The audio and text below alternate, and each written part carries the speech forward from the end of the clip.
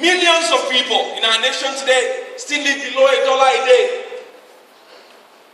And Pastor Banjo Oladipo says he's still trying to imagine and fathom how it is possible for somebody to live below $1 a day.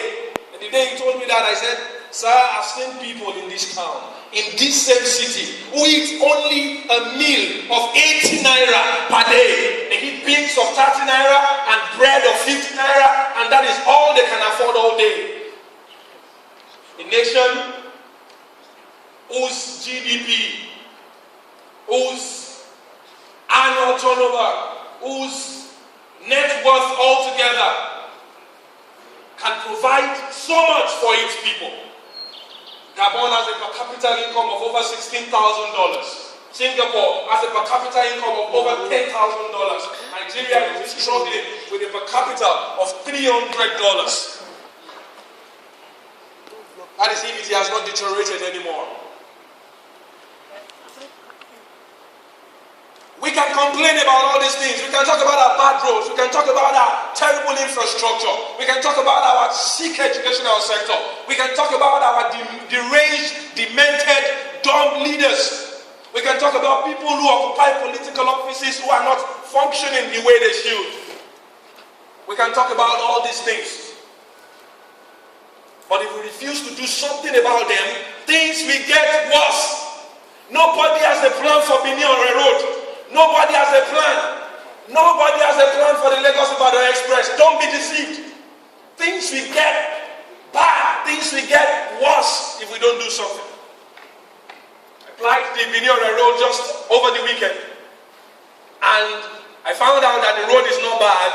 It is just that there is no road there. It is sardonic, it's abysmal, it's terrific, it's terrible. I tried to make a video because what I saw is not what we should. Now, I found out that, you see, the technology you can say that the technology to import cars, we don't have it yet. I mean, let's say, to make cars, maybe we don't have that technology yet.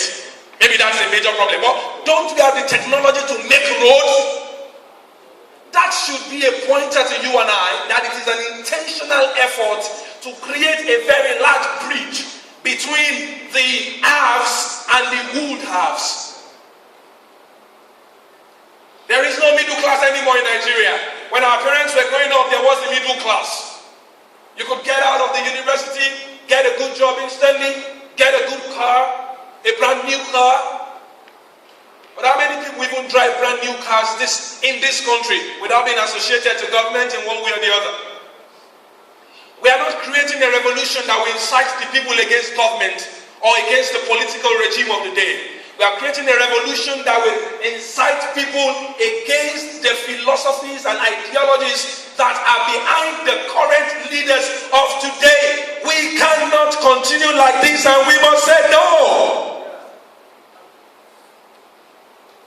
If we wait till 2015, the same things will happen. So we can't be talking about 2015. What we need to talk about is tomorrow. What will we do when we wake up tomorrow? How will we change our fate?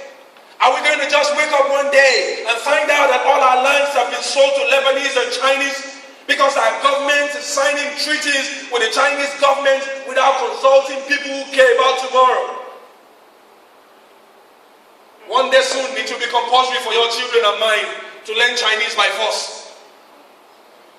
One day soon it might be compulsory for your children and mine to learn one other official language apart from the lingua franca English that we already have a problem with.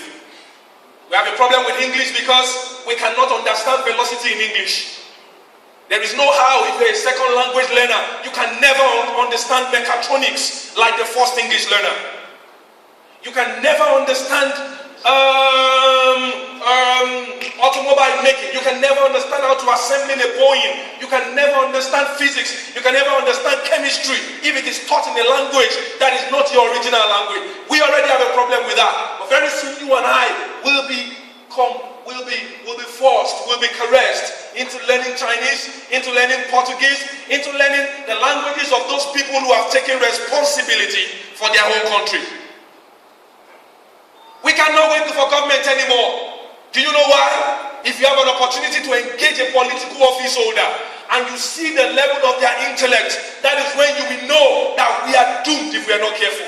We've left our future into the hands of people who cannot even manage their own lives, who cannot decide, who cannot remember, who cannot articulate their own existence. People who have a difficulty managing their own personal finance. We've made them to be in charge of the finances of a country that is capable of becoming world power. What did America have in 1774? What did America have when the 56 men who drafted the Declaration of Independence sat together and created the most powerful nation on earth? Those 56 people were nothing compared to the British powers who were in charge there. But they decided that they would draft the most powerful document of all time, the Declaration of Independence for America. And they drafted it, whether they were going to die, they decided to live their lives. When I was in secondary school and primary school, I learned social studies, I learned government, and I was told about the fantastic people who took independence for my nation. Obafemi Awolowo, Nnamdi Azikiwe, Ahmadu Bello, everybody, Abubakar Tafawa Balewa. And they told me those guys were heroes. They were fantastic people. They were remarkable people because they gave us freedom. And then I started questioning some things and I looked back. Whatever freedom they gave us, that made them to live the beautiful houses and the amount of money they left in the bank account for their children was not true freedom. Whatever freedom they left for us, that did not give us a Nigerian dream, was not freedom. Whatever freedom they gave to us, that 53 years later we cannot still decide who will be governor next, who will be president next, until we zone and we put our hands, regardless of who is coming from whichever zone, regardless of whether he's daft, whether he's demented, whether he's dull, whether he's deranged. Thank you, Deji.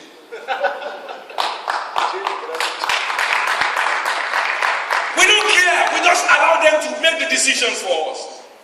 We have put people in the Senate who will never be able to decide whether or not to cut down the cost of government. Why would they? They are the beneficiaries.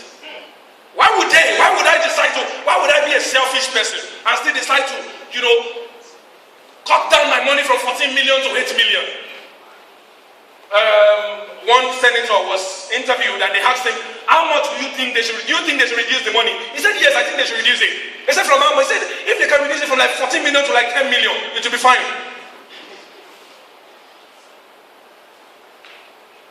So we cannot continue like this. We must take an intellectual course. We must move. There is no nation in the world that became transformed with the support of a crowd. We do not need a crowd. We do not need 20 million people to take Nigeria. We don't need 30 million people. South Africa did not need 1,000 Nelson Mandelas. South Africa did not need 1,000 Walter Sissilus. South Africa did not need more than one Richard Mampoya. The whole medical profession and nursing profession did not need more than one Florence Nightingale. Charity did not need more than one Mother Teresa. The dream of having a black man to become president of the United States did not need more than one person and some of his associates who decided to join hands with him and make things happen. So we need everywhere revolution has occurred. Correct revolution occurred in the hands of a few good rebels. Rebels who will not essentially throw bombs and guns, but they will stand against mediocrity, they will stand against backwardness, they will stand against underdevelopment by all means. Are you one of those rebels? Yeah, come on, talk to me. Are you one of those rebels? It is you we need. We don't need one more political office holder. We don't need one more person. We don't need one more already satisfied, successful senator who has already kept enough money for 3 generations. We need you. You who will decide that whatever you do, you will rather die than steal. You who will decide that if you are given the opportunity to change things, you will live by the integrity of your heart. You will pursue things that are more meaningful than money. Tell me what the address of peace is. Who knows the house address of wisdom? Nobody has an idea. People who pursue personal peace, and relevance. People who pursue greatness will not care about the kind of cars they drive, because that car you are driving is not even a testimony in itself. Some guys make their car. I heard one of the most important revelations of all time over the weekend. A young lady made a statement in an event, and it struck me. It struck me so much. A friend of ours was complaining. I just joked with him. I said, "You've made it." He said, "No, I've not made it, so I don't even have a car yet." And then the lady said to him, he said, "Are you serious? You mean your definition of success is buying a car?" He said, "Cab drivers have cars." That's right. That's the greatest thing I've ever heard in recent times. He said, "Cab drivers have cars. Does it mean they're successful?" He said, "Bus drivers have buses. Does it mean they become successful?" So you need to push beyond this. Every year, new cars will come out. Every month, new cars will come out. So you need to push towards things, the kind of things that Shakespeare pushed towards, the kind of things that Martin Luther pushed towards, the kind of thing that the German Martin Luther pushed towards, the kind of things that Barack Obama pushed towards, the kind of things that the Wright brothers, who decided that we must leave the barriers of ship transportation, water transportation, and the day that said indeed that men could fly. You must push forward and create meaningful inventions and create meaningful solutions. Something that the Japanese can respect. If there is anything I've achieved in the past few years, is to be able to get information from the people we assume are superior to us. I've worked with people. Demola and I, Lala, were in a meeting over about 3 weeks ago with some guys who came from the United States. And by the time we were done with them, they were fascinated. That is more important to me than the 2010 Toyota Camry. You can crash it the next day, you know. But reputation, value, wisdom, that is what the advancement wants to promote. We want to redefine success. We want to redefine business as it is. We want to redefine politics. We want to let people know that politics does not have to be politics of money. Can we create a community where we sponsor one candidate we know has integrity and be able to push him forward? We know when he gets there, he has signed a creed that he would rather die than steal. Can we have a community where we push meaningful inventions and sponsor people to create real things? That is what we are trying to do. The advancement is not an event. The advancement is a community of change makers.